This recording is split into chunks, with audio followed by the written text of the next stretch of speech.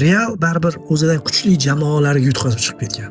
Realni yutgan jamoalar odatda Chempionlar Ligasini olishgan. Lekin Barselona menga shu jahlimni chiqaradi do'stlar. O'zidan kuchsiz jamoalarga yutqazyapti. Misol Romaga yutqazish mumkinmi? Endi Liverpool mayli, lekin Liverpool bilan maylida bo'lmaydi, 3-0 ni ushlay olmay qolgan. Benficaga yutqazgan va o'tgan yili Interdan kuchli bo'lib turib yutqazyapti-da va Inter finalda ko'rdik ahvoli qanaqaligini. Va hozir Atleticoga, 3-marotaba Atleticoga. O'z umumiy olganda Barselona Atleticodan kuchli, hamma biladi, lekin eplaydi-da. Realdan farqini aytayapmanki, zo'r pik paytida ham Barselona zo'r futbol ko'rsatib ham, raqibdan ustun o'ynab ham 7 ta golli vaziyat yaratgan. Misol uchun kechagi o'tgan kungi uchrashuvda. Real esa umumiy 4 golli vaziyatdan 3 ta gol chiqargan. Farqni ko'ryapsizmi?